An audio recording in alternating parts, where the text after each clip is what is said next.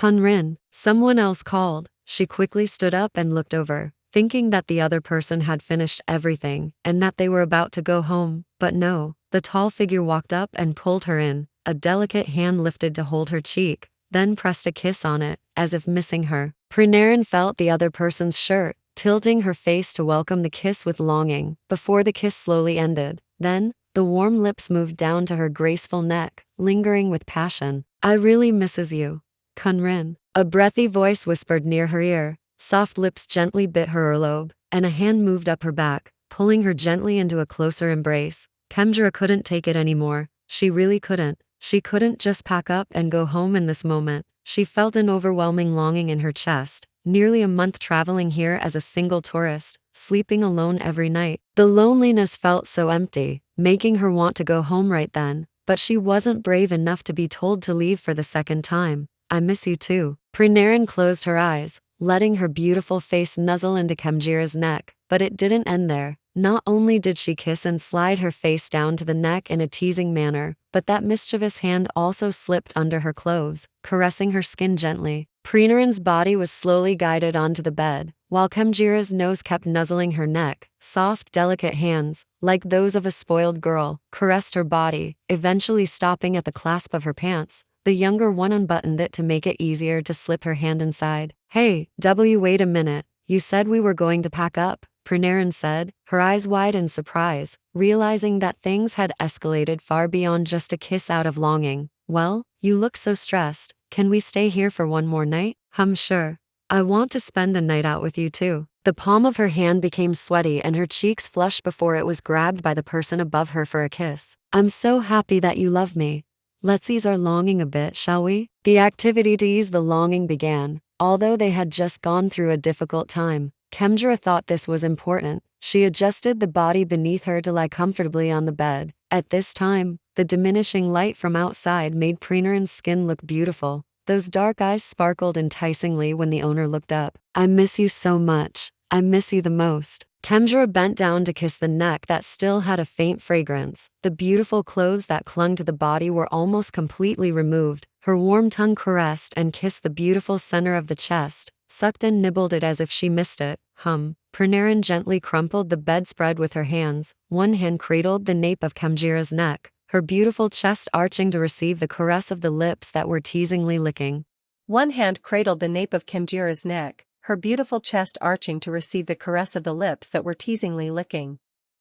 Every moment she tasted and touched her body today was filled with longing and passion, layered beneath a gentle softness.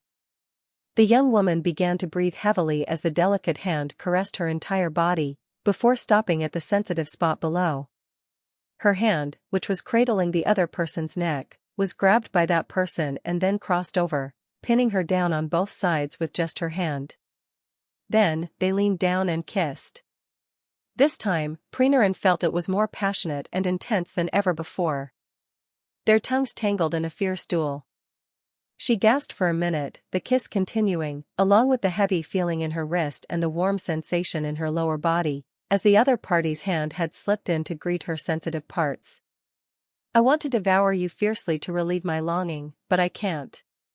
I'm afraid you'll get hurt. Khem broke away from the kiss, taking in air into her lungs. Before she kissed the nape of her neck and trailed down to her beautiful breasts, her fingertips were kneading her sensitive spot, causing her round hips to seem like they were about to move away. She didn't say anything, but the moans escaping her throat clearly showed how she felt.